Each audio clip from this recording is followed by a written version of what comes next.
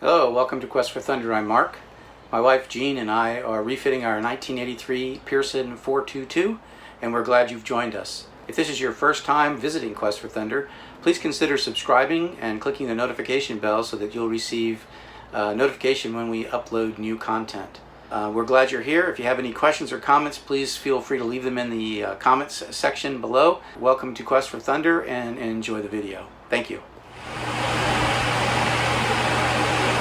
Well, Quest for Thunder, one more day here at the boat. A Saturday, very hot out. It's Houston. And it's not too bad on the boat. It is a bit steamy, but it's not too bad. We got some hatches open, the air's moving, I got a big fan going, so it's not too bad. It's bearable, it's manageable.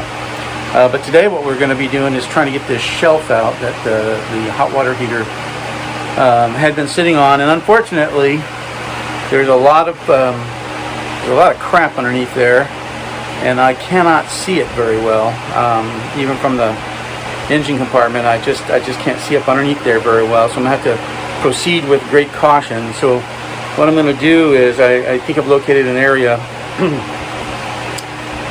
that's free of anything connected to the bottom of the shelf. I'll show you what I'm talking about here. So there's the shelf free of the hot water heater, and in this section right here, over to this side, I don't believe there's anything here. So I'm going to drill a series of holes.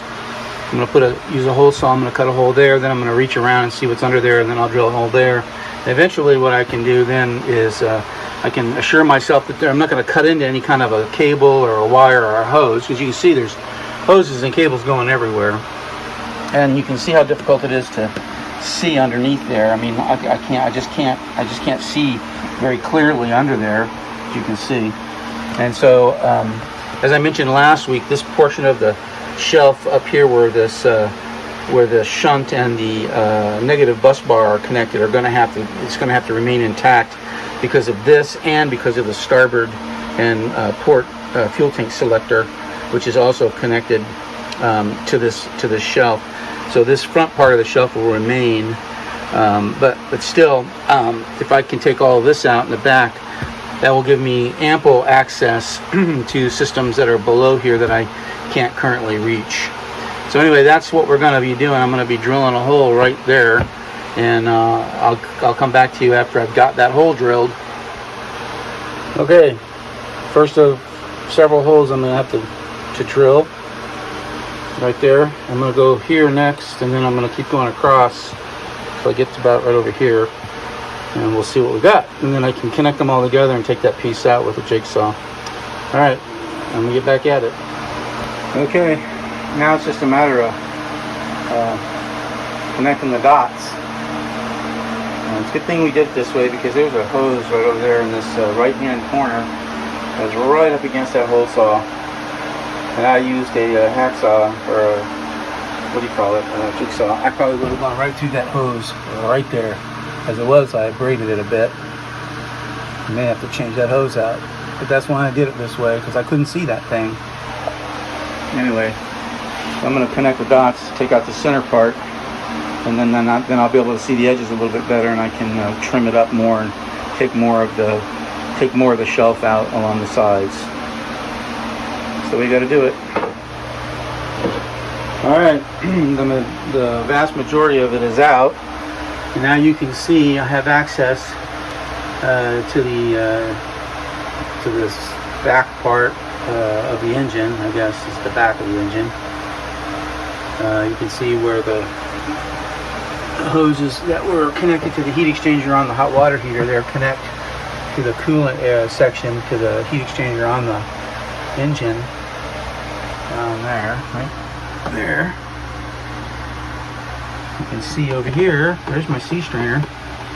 And even with this cutaway, I need to take more off, because it's still going to be difficult to get that basket out with this here. So I'm going to have to take the rest of this out on this side from here back in order to be able to access that.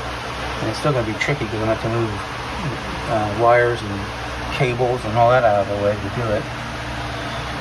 But at least I'm back here, and at least I can see the back part of this engine now, and I can see down in there where I could never see before, down to the transmission. So hopefully once I get the rest of this shelf squared away, I can do some cable management down in here and maybe bundle these things together so I have more direct access to things. What a unbelievable, you know, I don't know, putting this shelf in order to stick a hot water heater here. I just,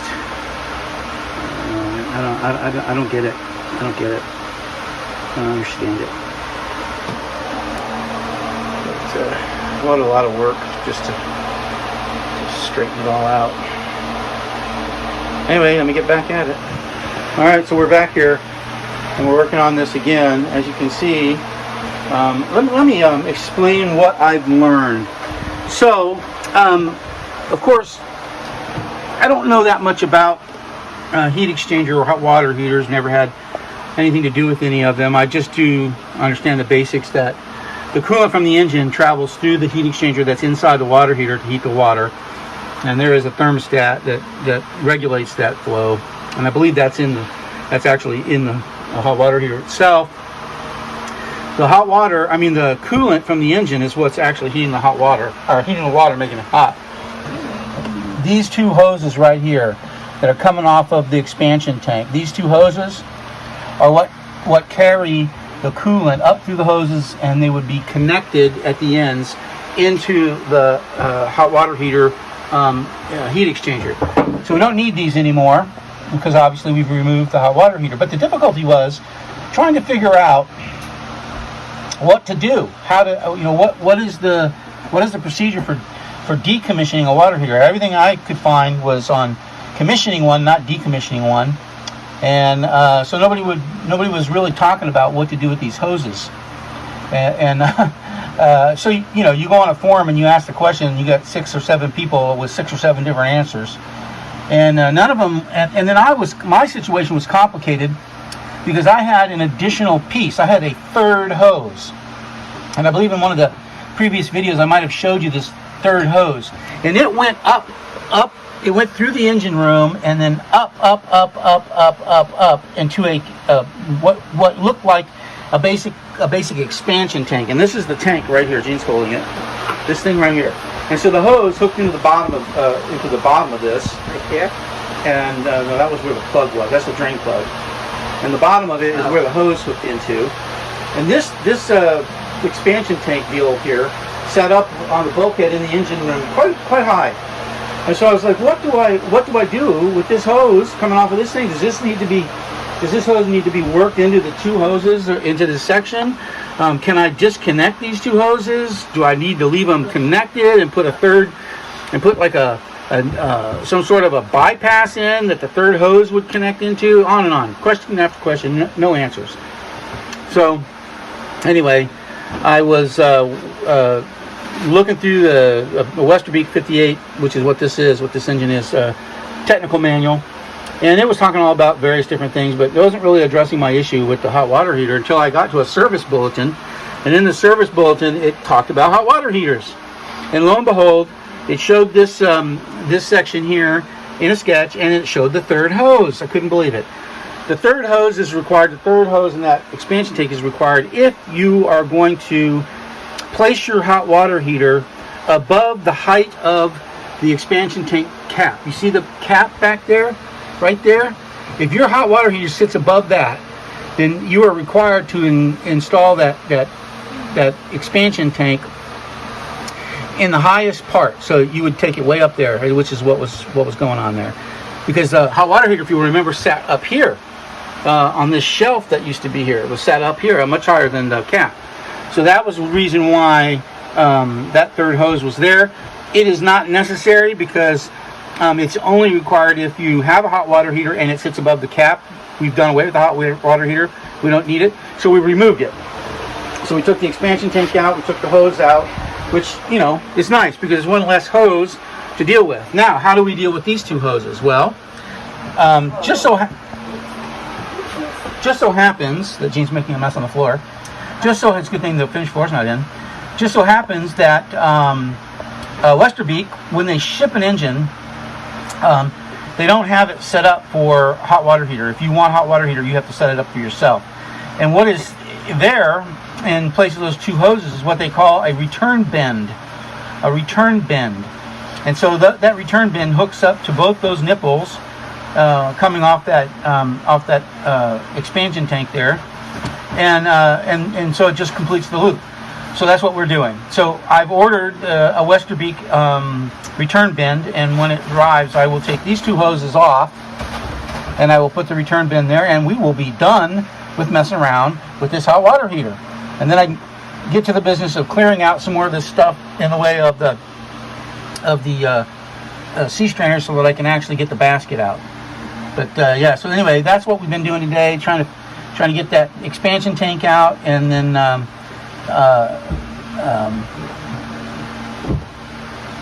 yeah, that's what we were doing.